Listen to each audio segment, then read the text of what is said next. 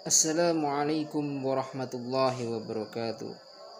Innal hamdalillah nahmaduhu wa nasta'inuhu wa nastaghfiruh wa natubu ilaihi wa na'udzu billahi min sururi anfusina wa min sayyiati a'malina may yahdihillahu fala mudilla lah wa may yudlil fala hadiyalah.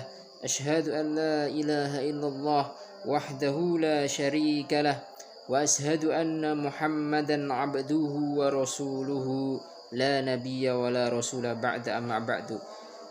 Kaum muslimin yang insyaallah senantiasa dirahmati oleh Allah Subhanahu wa taala. Kali ini takbir berkumandang di seluruh penjuru umat muslim di dunia ini. Maka kali ini kami akan membahas tentang tata cara atau sunnah-sunnah di dalam sholat Id di hari raya Idul Fitri ini.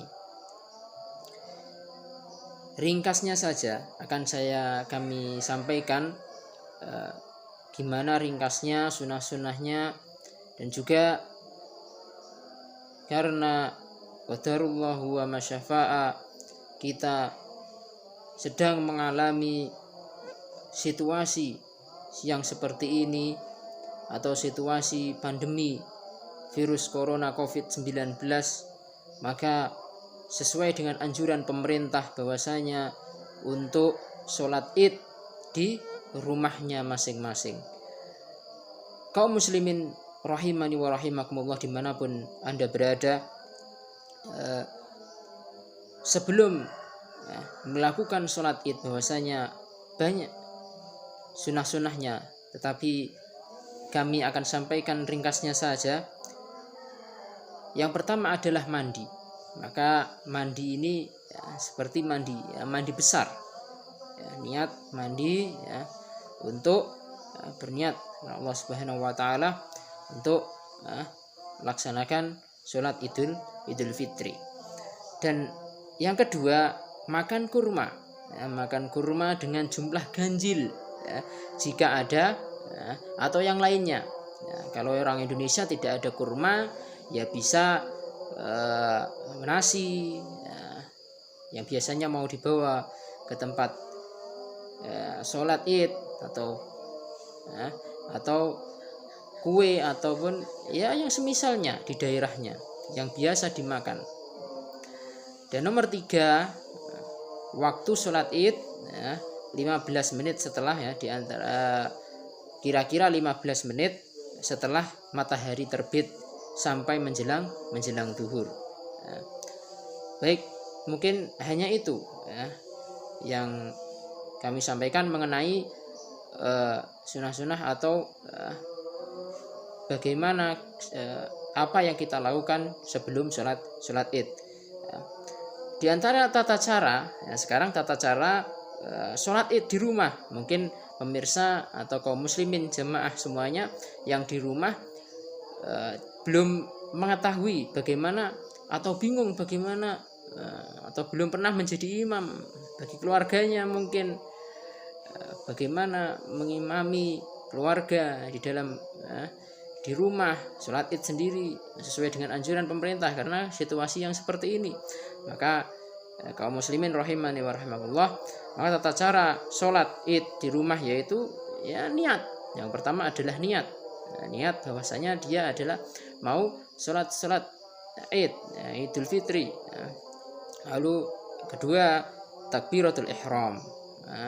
Dan ketiga, membaca doa istiftah. Dan yang keempat, takbir 7 kali.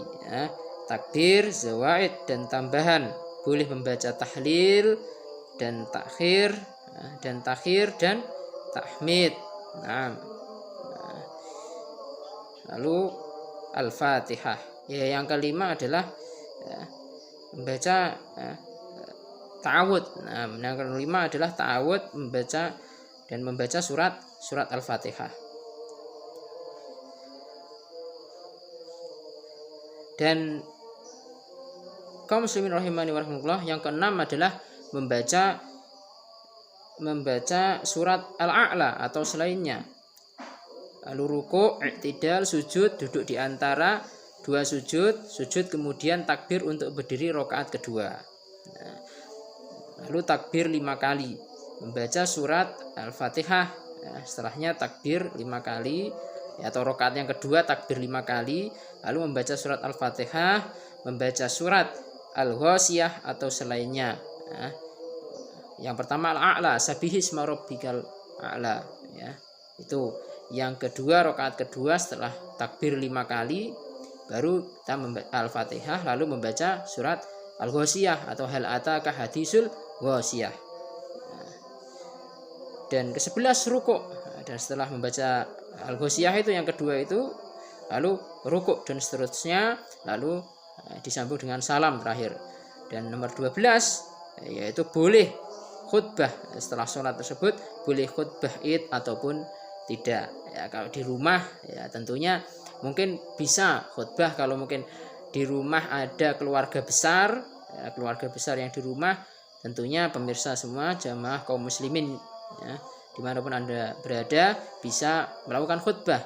Tapi mungkin jika suami istri atau sama anaknya mungkin tidak khutbah, tidak masalah, tidak apa-apa. Ya. Mungkin hanya ini yang kami sampaikan. Jazakumullahu khairan, syukron. Assalamualaikum warahmatullahi wabarakatuh.